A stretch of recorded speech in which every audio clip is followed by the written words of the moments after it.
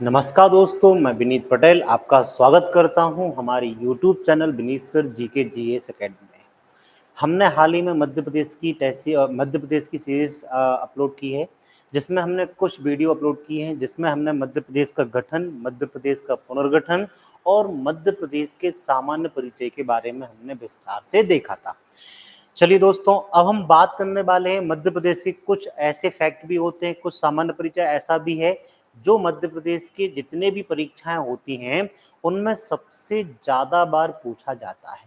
तो यहाँ तक की कहानी सभी के लिए क्लियर है, सामान्य परिचय और गठन व पुनर्गठन, क्योंकि मध्य प्रदेश के जितने भी पेपर हैं सबसे ज़्यादा प्रश्न इन्हीं टॉपिक से बनते हैं आपके। जो आपने गठन और पुनर्गठन पढ़ा है यहाँ से क्वेश्चन बनते हैं, और जो सामान्य परिचय पढ़ा है यहाँ से भी बहुत सारे प्रश्न हमारे बनते हैं। चलिए भैया, सामान्य परिचय का हम एक और पार्ट देखते हैं। यहाँ पे कुछ सामान्य परिचय के कुछ फैक्ट बचे हुए हमारे, जो इनको इनको इस वीडियो में हम कवर करेंगे। चलिए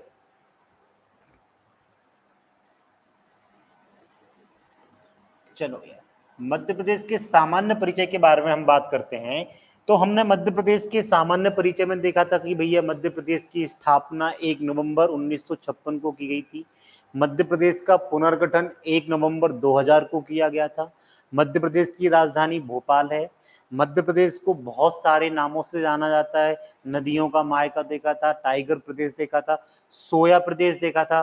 सोया प्रदेश देखा था, सोया प्रदेश क्यों कहते हैं? सोयाबीन की पैदावार के कारण इसे सोया प्रदेश भी कहा जाता है। शायद तक हमने वो पॉइंट सोया प्रदेश छोड़ दिया था, तो इसको भी आप नोट कर लेना कि मध्य प्रदेश को सोया प्रदेश भी कहा जाता है। कौन सा प्रदेश कहते हैं भैया? सोया प्रदेश कहते हैं। सोया का मतलब सोना नहीं होता है, यहाँ पर सोयाबीन की अधिक पैदावार के कारण इसको क्या कहते हैं भैया? सोया प्रदेश भी कहा जाता है। यहाँ तक की कहानी क्लियर है। फिर हमने देखा था कि भैया वन प्रदेश भी कहते हैं, इसको तेंदुआ स्टेट भी कहते हैं, टाइगर स्टेट भी कहा जाता है। यहाँ पर सबसे ज्यादा क्या पाया गया? वन पाए गए, फॉरेस्ट स्टेट भी कहा जाता है। तो बहुत सारे नामों से जाना जाता है। हृदय प्रदेश भी कहते हैं, लघु भारत भी कहा जाता है। इसका नामकरण देश के पहले प्रधानमंत्री पंडित जवाहरलाल नेहरू जी के द्वारा किया गया था। फिर हमने इसकी न्यायिक स्थिति के बारे में देखा था भैया कि जबलपुर में इसका हाई कोर्ट स्थापित किया गया है। 1 नवंबर 1956 के पहले ये नागपुर में था। फिर हमने बात की थी इसके 2 खंडपीठ भी स्थापित किए गए हैं, इंदौर व ग्वालियर में 1968 में इनकी स्थापना की गई थी। तीसरा खंडपीठ हमारा भोपाल में प्रस्तावित है। फिर हमने कुछ राजनीतिक तथ्यों की बात की थी, जिनमें हमने लोकसभा, विधानसभा, राज्यसभा की सीटों की बात की थी। मध्य प्रदेश में वर्तमान में 230 विधानसभा सीटें हैं, 29 लोकसभा सीटें हैं और 11 हमारी राज्यसभा सीटें हैं। फिर हमने कुछ प्रशासनिक सामान्य परिचय के बारे में देखा था कि 55 जिले हैं, 10 संभाग हैं, 55,393 गांव हैं, 52,143 आबाद ग्राम है, 23,922 हमारे यहाँ ग्राम पंचायत हैं, जनपद पंचायत 313 हैं, विकास खंड 313 हैं, आदिवासी विकास खंड 89 नवासी हैं, तहसील हमारे यहाँ 464 हैं। तो ऐसे बहुत सारे फैक्टों को हमने विस्तार से देखा था। अब आज हम उन्हीं फैक्टों को आगे बढ़ाते हुए यहाँ पर मध्य प्रदेश का सामान्य परिचय का पार्ट 2 लेके आए हैं। देखिए, यहाँ पर मध्य प्रदेश की हम बात करते हैं तो सबसे पहले हमने कुछ चीजों को वहां पर छोड़ दिया था। अब देखिए, सबसे पहले हम बात करते हैं कि मध्य प्रदेश की, यहां पर बात करेंगे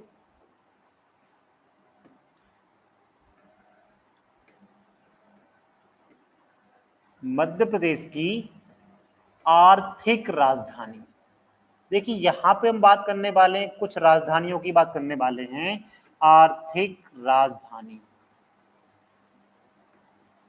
देखिए मध्य प्रदेश की राजधानी तो सबके लिए मालूम है भैया। मध्य प्रदेश की राजधानी क्या है भैया? भोपाल है, जो कि 1956 को बनी थी। और भोपाल को जब राजधानी बनाया गया था उस समय भोपाल सीहोर जिले की तहसील थी। और भोपाल जिले को जिले का दर्जा कब मिला था? तो 1972 में सीहोर से अलग होकर एक नया जिला बनता है, भोपाल जिला बनता है, और 1972 को भोपाल को जिले का दर्जा मिल जाता है। ठीक है। तो यहां तो हमने बात कर ली भैया देश की सॉरी राज्य की राजधानी हमारी भोपाल है। अब यहाँ पर कुछ विशेष राजधानियों की बात कर रहे हैं जो वहां पर किसी कारण के लिए फेमस हैं, जिस कारण से उनको वहां की राजधानी घोषित किया गया है। अब देखिए सबसे पहले हम बात करते हैं मध्य प्रदेश की आर्थिक राजधानी की बात करते हैं। देखिए आर्थिक राजधानी का मतलब है भैया धन दौलत से संबंधित। ठीक है, जैसे हम बात करते हैं भैया कि भारत की आर्थिक राजधानी क्या है, तो मुंबई है। क्यों भैया, सबसे ज्यादा वहां पर प्रोडक्शन होता है, वहां पर आमदनी ज्यादा होती है। इसी प्रकार मध्य प्रदेश की भी आर्थिक राजधानी क्या है, तो मध्य प्रदेश की आर्थिक राजधानी भैया इंदौर। क्या है भैया, इंदौर है। तो पेपर में बहुत सारे ऐसे प्रश्न पूछे जाते हैं कि बताइए मध्य प्रदेश की आर्थिक राजधानी क्या है, मध्य प्रदेश की खेल राजधानी क्या है, मध्य प्रदेश की संगीत राजधानी क्या है, मध्य प्रदेश की ऊर्जा राजधानी क्या है, पीतल नगरी क्या है। तो ऐसे बहुत सारे प्रश्न हैं जो हमारे पेपर में पूछे जाते हैं।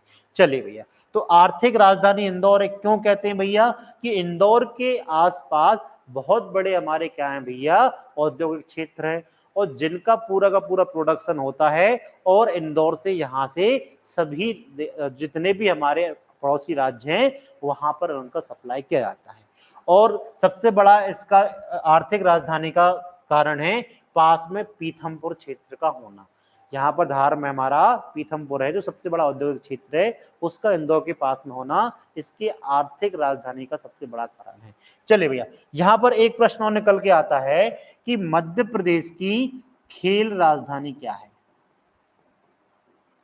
मध्य प्रदेश की खेल राजधानी क्या है, स्पोर्ट कैपिटल। देखिए यहां पर आप लोगों ने क्या देखा भैया, यहाँ की इकोनॉमिकल कैपिटल क्या है एमपी की, तो एमपी की इकोनॉमिकल कैपिटल इंदौर है। और मध्य प्रदेश की खेल राजधानी स्पोर्ट राजधानी भी क्या है भैया, हमारी इंदौर है। क्या है भैया, ये भी हमारी इंदौर ही है। ठीक है, तो खेल राजधानी और हमारी आर्थिक राजधानी दोनों की दोनों हमारी क्या है, इंदौर है। खेल राजधानी क्यों है भैया, बहुत बड़े बड़े इंडोर गेम बने हुए हैं, इंडोर स्टेडियम बने हुए हैं।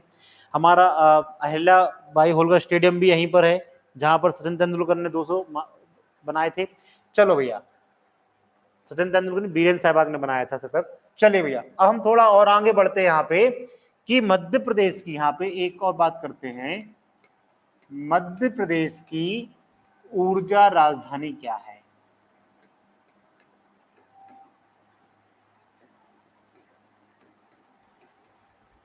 और एक और प्रश्न है यहां पे कि मध्य प्रदेश की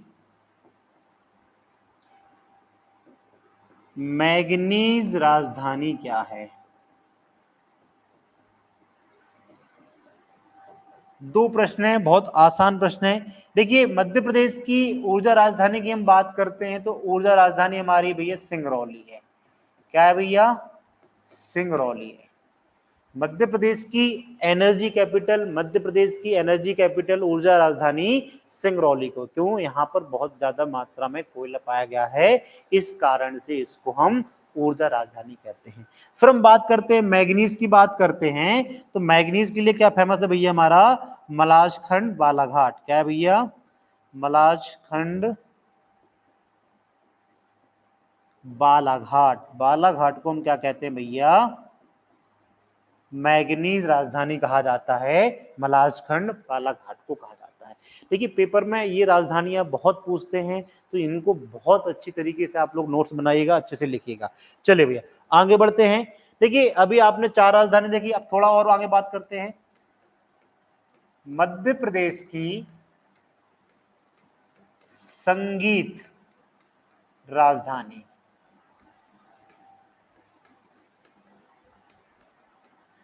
और एक और प्रश्न बनेगा, मध्य प्रदेश की संस्कार राजधानी।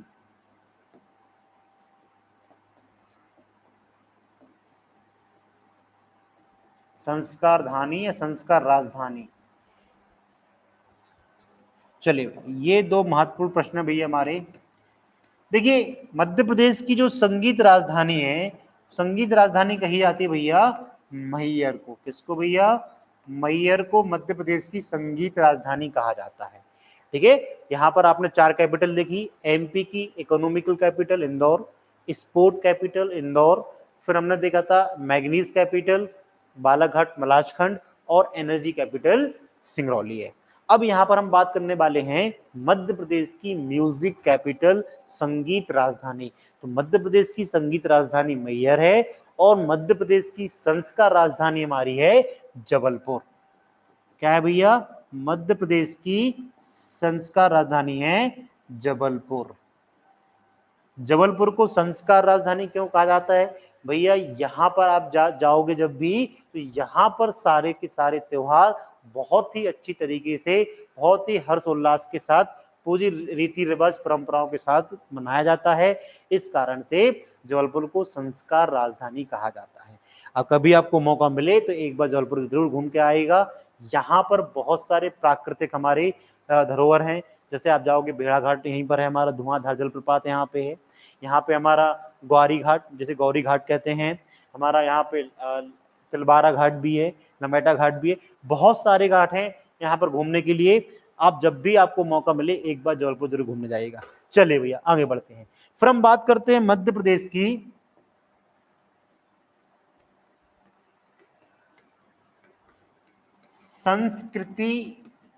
संस्कृति राजधानी।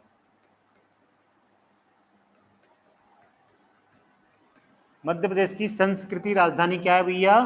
तो मध्य प्रदेश की संस्कृति राजधानी हमारी उज्जैन। क्या है भैया? उज्जैन। यहाँ पर बहुत सारे कल्चर हमारे होते हैं। एक हमारा सबसे बड़ा ज्योतिर्लिंग श्री महाकालेश्वर जी हमारे कहाँ पे भैया? उज्जैन में है। चलिए भैया, अब हम बात करते हैं मध्य प्रदेश की पीतल नगरी के बारे में।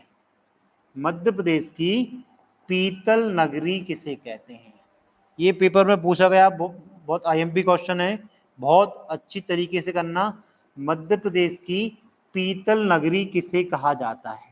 बताइए भैया, मध्य प्रदेश की पीतल नगरी किसे कहते हैं? आपने संस्कार राजधानी जबलपुर देख लिया, आपने संगीत राजधानी देख ली, आपने संस्कृति राजधानी भी देख ली। अब आपके सामने प्रश्न है कि मध्य प्रदेश की पीतल नगरी किसे कहा जाता है? बताइए आप लोग, गैस कीजिएगा आप लोग।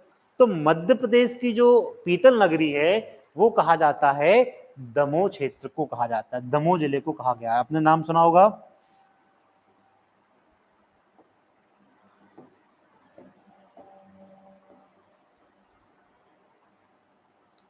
क्या भैया? दमोह क्षेत्र, दमोह जिला। क्या नाम भैया? दमोह जिला। दमोह जिले को मध्य प्रदेश की पीतल नगरी के नाम से जाना जाता है, क्योंकि यहाँ पर पीतल का बहुत सारा काम होता है। बहुत अच्छे अच्छे यहाँ पर कलाकृति देखने को मिलती है पीतल की। इस कारण से दमोह जिले को मध्य प्रदेश की पीतल नगरी भी कहा जाता है। तो ये हमारे कुछ फैक्ट थे जो राजधानी से संबंधित थे, जिन्हें हमने विस्तार से देख लिया है। चलिए यहाँ पर हम कुछ राजकीय चिन्हों की बात कर लेते हैं। अभी सिर्फ हम राजकीय चिन्हों के बारे में देख रहे हैं। जो अगला हम लेक्चर लेके आएंगे उसमें राजकीय चिन्हों के बारे में हम विस्तार से पढ़ेंगे भैया कि इनको कब डिक्लेयर किया गया था, कब इसका साइंटिफिक नाम है, यहाँ पर कौन, ये कितनी प्रजाति का होता है, कहाँ कहाँ पाया जाता है, इनको हम नेक्स्ट लेक्चर में कवर करेंगे। चलिए अभी हम क्या कर रहे हैं, सामान्य परिचय में शॉर्टकट से देखते हैं। देखिए राजकीय चिन्हों की यहाँ पे हम बात कर लेते हैं।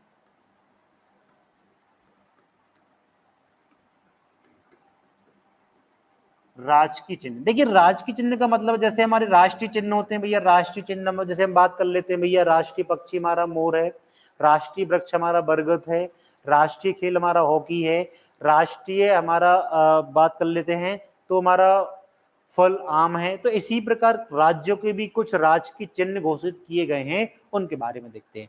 सबसे पहले हम बात करते हैं राजकीय पशु की बात करते हैं। यहाँ पे हम किसकी बात करने वाले भैया?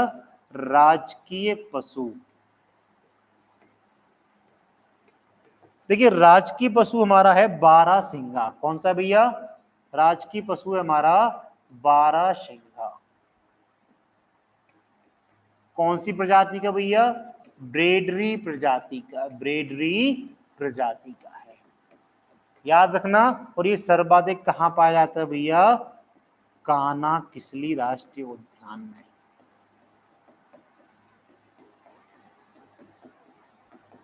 ठीक है, तो मध्य प्रदेश का जो राजकीय पशु है, जो हमारा स्टेट एनिमल है, वो है बारहसिंगा। कौन सी प्रजाति का है? वो है ब्रेडरी प्रजाति का। और सर्वाधिक इनकी संख्या कहाँ पाई गई है? तो कान्हा-किसली नेशनल पार्क में, कान्हा-किसली राष्ट्रीय उद्यान में सबसे अधिक इनकी जनसंख्या पाई गई है। चलिए भैया, अगले हम बात करते हैं, राजकीय पक्षी क्या है हमारा भैया? राजकीय पक्षी, पक्षी की बात कर लेते हैं। देखिए, राजकीय पक्षी हमारा है दूधराज। कौन है भैया? दूधराज, जिसे शाह बुलबुल भी कहा जाता है। शाह बुलबुल, पैराडाइज फ्लाइज कैचर भी कहा जाता है। तो मध्य प्रदेश का स्टेट जो हमारा वर्ड है वो है शाह बुलबुल दूधराज। चलिए भैया, अगला हम बात करते हैं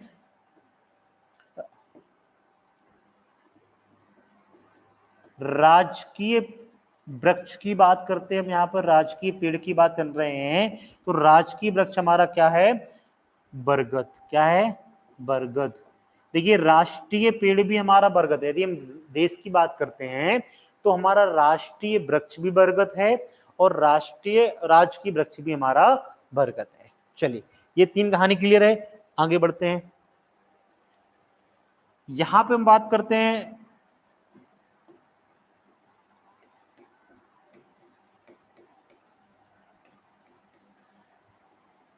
राजकीय पक्षी हो गया हमारा, राजकीय पुष्प की बात करते हैं।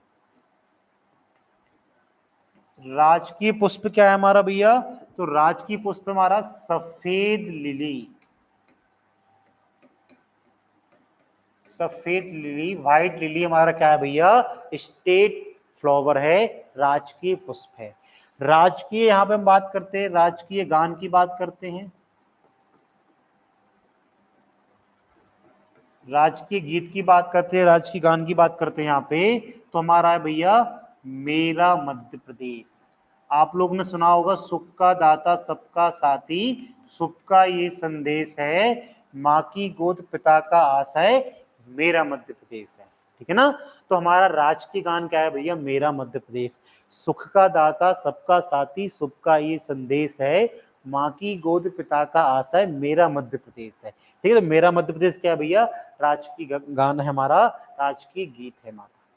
चले भैया, थोड़ा और आगे बढ़ते हैं भैया। राजकीय फल की हम बात करते हैं तो हमारा आम ही है। ठीक है, तो ये कुछ हमारे राजकीय चिन्ह हैं जो मध्य प्रदेश ने डिक्लेयर किए थे। चले भैया, अब थोड़ा और आगे बढ़ते हैं यहाँ पे। चलिए, अब देखिए, मध्य प्रदेश का एक सामान्य परिचय में एक सबसे महत्वपूर्ण टॉपिक है। देखिए, यहाँ पर हमने राजधानियों के बारे में देखा, यहाँ पे हमने बात की थी कुछ विशेष चिन्हों के बारे में बात की थी। तो ये दो टॉपिक थे जो हमारे सामान्य परिचय के हिस्सा हैं। और यहाँ पे एक छोटा सा टॉपिक और शामिल होता है, मध्य प्रदेश का भौगोलिक विभाजन। क्या होता है भैया? मध्य प्रदेश का भौगोलिक विभाजन सबसे महत्वपूर्ण टॉपिक है हमारे एमपी जीके का। क्योंकि यहाँ पर आप भौगोलिक विभाजन को अच्छे से कवर करोगे तो 40 से लेके 50% तक का आपका एमपी कवर हो जाता है।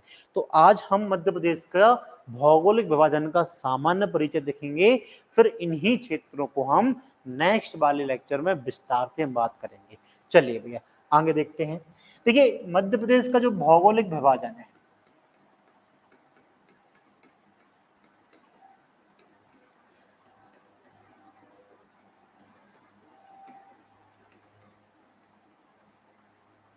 देखिए, मध्य प्रदेश के भौगोलिक विभाजन को 3 पार्ट में डिवाइड किया गया है। कितने पार्ट में?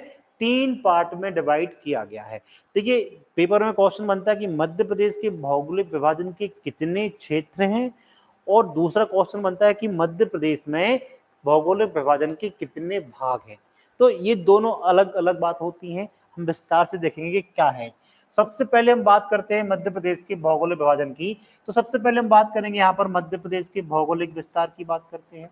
तो भौगोलिक विस्तार हमने कितना देखा था? 3,08,252 वर्ग किलोमीटर देखा था हमने। और एक और हमने यहाँ पे देखा था 3,08,245 वर्ग किलोमीटर। इन दो के बारे में देखा था। यहाँ पे एक बात और निकल के आती है कि मध्य प्रदेश क्षेत्रफल की दृष्टि से देश में दूसरा स्थान आता है भैया हमारे मध्य प्रदेश का, इसको भी नोट कर लीजिएगा। यहाँ पे एक वर्ड और आता है कि हमारा मध्य प्रदेश भू अभिष्ठित राज्य है। क्या है भैया? भू अभिष्ठित राज्य, लैंड लॉक हमारा स्टेट है। मतलब लैंड लॉक का मतलब क्या होता है, भू अभिष्ठित राज्य का मतलब क्या होता है कि हमारा मध्य प्रदेश ना तो किसी जलीय सीमा को टच करता है, ना ही किसी अंतरराष्ट्रीय सीमा को टच करता है। हमारा मध्य प्रदेश चारों ओर से भूमि से क्या है भैया, बंद है। इसलिए मध्य प्रदेश को भू अभिष्ठित राज्य भी कहा जाता है, लैंड लॉक भी कहा जाता है। चलिए भैया थोड़ा और आगे बढ़ते भैया, यहाँ पे मध्य प्रदेश का हम एक बात ये देखें कि 1 नवंबर 2000 के पहले, 1 नवंबर 2000 के पहले इसका क्षेत्रफल 4,43,446 वर्ग किलोमीटर हुआ करता था। तो जब मध्य प्रदेश से छत्तीसगढ़ एक हुआ करते थे तो तब मध्य प्रदेश का क्षेत्रफल की दृष्टि से देश में पहला स्थान आता था। देखिए 1 नवंबर 2000 के पहले जब मध्य प्रदेश का क्षेत्रफल 4,43,446 वर्ग किलोमीटर हुआ करता था तो देश में मध्य प्रदेश का पहला स्थान था। लेकिन जब मध्य प्रदेश से छत्तीसगढ़ अलग हो गया तो मध्य प्रदेश का क्षेत्रफल 3,08,252 वर्ग किलोमीटर रह गया और मध्य प्रदेश का अब देश में दूसरा स्थान आता है। मध्य प्रदेश एक भू अभिष्ठित राज्य है। भू अभिष्ठित राज्य का मतलब होता है कि मध्य प्रदेश एक लैंडलॉक स्टेट है ना। इसका मतलब ये होता है कि मध्य प्रदेश की जो सीमा है, बॉर्डर है, ना तो वह किसी जलीय सीमा को छूती है और ना ही ये किसी अंतरराष्ट्रीय सीमा को टच करती है। इसलिए मध्य प्रदेश क्या है भैया, एक भू अभिष्ठित राज्य है जो कि चारों ओर से भूमि से घिरा हुआ है। चलिए यहाँ तो हमने कुछ बातें देख ली। हम बात करते हैं इसके क्षेत्रों की, बात करते हैं कि मध्य प्रदेश का जो भौगोलिक विभाजन किया गया है कितने भाग में और कितने क्षेत्रों में किया गया है। चलिए भैया आगे देखते हैं। सबसे पहले हम बात करते हैं इसके क्षेत्र की, बात करते हैं। जो पहला क्षेत्र होता है वो होता है मध्य उच्च प्रदेश। क्या भैया? मध्य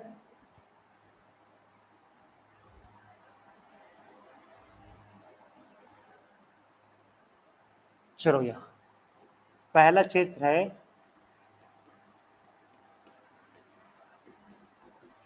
मध्य उच्च प्रदेश।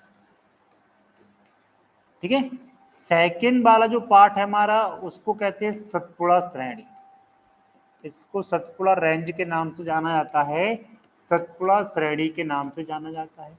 और जो तीसरा वाला क्षेत्र हमारा इसको हम जानते हैं पूर्वी पठार के नाम से जानते हैं। किस नाम से जानते हैं भैया? पूर्वी पठार के नाम से इसको जाना जाता है। इन तीन क्षेत्रों में मध्य प्रदेश के ज्योग्राफिकल एरिया को, मध्य प्रदेश के भौगोलिक विभाजन को डिवाइड किया गया है। पहला है भैया central highland, second Satpura range और तीसरा है हमारा भैया पूर्वी पठार। ठीक है। चलिए भैया अब इनके अंदर भी बहुत सारे भाग आते हैं, इनको भी हम विस्तार से देखते हैं भैया कौन कौन से क्षेत्र हैं। देखिए मध्य उच्च प्रदेश सेंट्रल हाईलैंड के अंतर्गत 5 प्रकार के पठार आते हैं। पहला आता है भैया मध्य भारत का पठार। कौन सा क्षेत्र आता है? पहला आता है मध्य भारत का पठार। दूसरा क्षेत्र हमारा मालवा का पठार।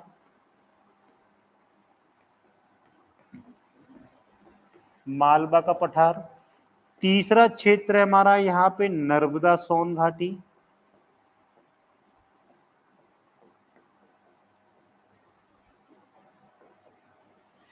चौथा जो हमारा क्षेत्र है वो रीवा पन्ना का पठार है।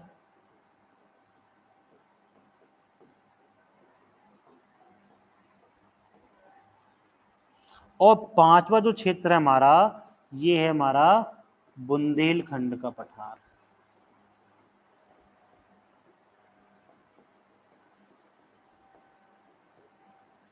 देखिए पहला जो क्षेत्र है हमारा सेंट्रल हाईलैंड है, मध्य उच्च प्रदेश है, उसके अंतर्गत 5 प्रकार के पठार शामिल किए गए हैं। पहला जो पठार आता है वो है मध्य भारत का पठार, सेकंड मालवा का पठार, नर्मदा सोन घाटी, चौथा क्षेत्र रीवा पन्ना का पठार और पांचवा क्षेत्र हमारा बुंदेलखंड का पठार है। अब हम बात करते हैं सतपुड़ा रेंज की, बात करते हैं सतपुड़ा श्रेणी की, बात करते हैं। तो सतपुड़ा श्रेणी को भी हमने क्या किया है, 3 क्षेत्रों में बांटा है। ठीक है, 3 क्षेत्र कौन कौन से हैं? पहला होता भैया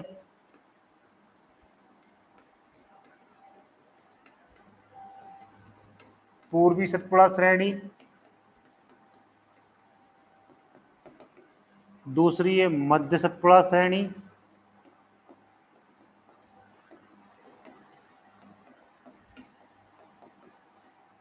और तीसरी है हमारी पश्चिम